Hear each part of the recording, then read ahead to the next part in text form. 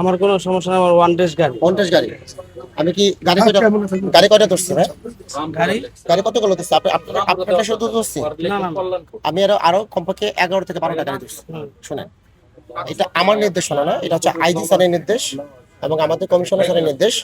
আপনার গাড়িটা যদি আপনার অন টেস্ট থাকে বা গাড়ির লাইসেন্স না থাকে, গাড়ির কাগজপত্র না থাকে, মালিকানা পরিবর্তন না থাকে, গাড়িটা আমরা সিনিয়র স্যারদের নির্দেশনায় গাড়িটা আটক করতে বলছে।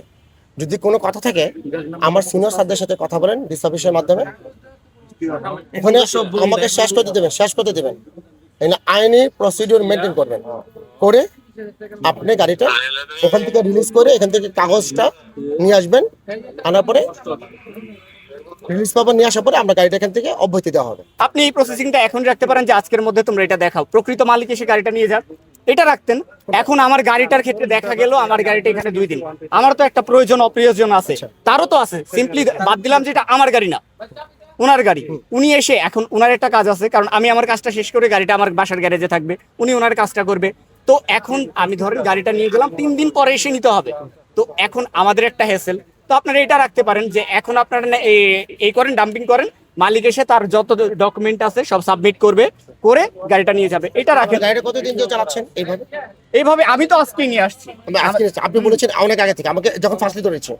আমি পুরোটা বলি। আপনি যখন ধরেছেন ইন দ্যাট টাইম বলছেন গাড়িটা কার নামে, তখন কিন্তু আমি বলছি আমার বন্ধুর শ্বশুরের নামে, তখন আপনি বলছেন নেম ট্রান্সফার করেননি। তো আমি তখন বলছি হ্যাঁ নেম ট্রান্সফার করিনি। কারণ কি, নেম ট্রান্সফার তো তখনই করব যখন হচ্ছে আমার গাড়িটা আমি এটা চালাবো, মানে মালিক আমি যখন হয়ে যাব। আজকে আমাদের মাননীয় আইটি স্যার এবং মাননীয় কমিশনার স্যারের নির্দেশে আমরা একটা অভিযান পরিচালনা করতেছি। এটা আসলে আমরা এর আগে থেকেও এইটা চলমান প্রক্রিয়া, যে যে কাগজগুলো বাইকে থাকবে না, লাইসেন্স থাকবে না বা মালিকানা পরিবর্তন থাকবে না, এটা ইতিপূর্বে আমরা এই কাজগুলো করেছি। কিন্তু বিশেষভাবে আজকে দেখা যাচ্ছে যে ঈদের পরে অনেকেই যারা 18 বছর হয় নাই, লাইসেন্স নাই, বা গাড়ি ওই যে মানে 18 বছরের নিচে যারা গাড়ি চালানোর বয়স হয় নাই, তারা উল্টাপাল্টা গাড়ি চালাচ্ছে। তাই এটা আমাদের সিনিয়র স্যারদের দৃষ্টিগোচর হয়েছে। হওয়ার পরে এটা আমাদের সিনিয়র স্যারদের নির্দেশনা আছে যে প্রত্যেকটা গাড়ির মোটরসাইকেল, বিশেষ করে মোটরসাইকেল এর গাড়িগুলো যেগুলো উল্টাপাল্টা চলতেছে বা গাড়ির কাগজপত্র নাই, লাইসেন্স নাই বা মালিকানা পরিবর্তন নাই, সেগুলো যেগুলো কাগজের সমস্যা আছে সেগুলো প্রত্যেকটা গাড়ি ডাম্পিং এর আওতায় নিয়ে আসতে হবে। আর আমরা স্যারদের নির্দেশনায় আমরা সেই কার্যক্রমগুলো আমরা ঠিক পরিচালনা করতেছি।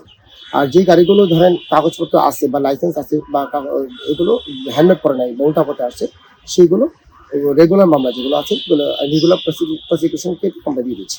অ্যাকচুয়ালি আমি এটা কোনো সুপারিশ, যেহেতু আমার সিনিয়র স্যারদের আদেশ এবং নির্দেশনের শেষ কথা, সেখানে যদি কারো আদেশ অনুরোধ থাকে প্লিজ স্যারদের মাধ্যমে হয়ে আসবেন। আমি আসলে সেক্ষেত্রে কোনো আদেশ নির্দেশ আমি আমাদের সিনিয়র স্যারদের ছাড়া, মানে আমাদের সিনিয়র স্যারদের হয়ে আসতে হবে।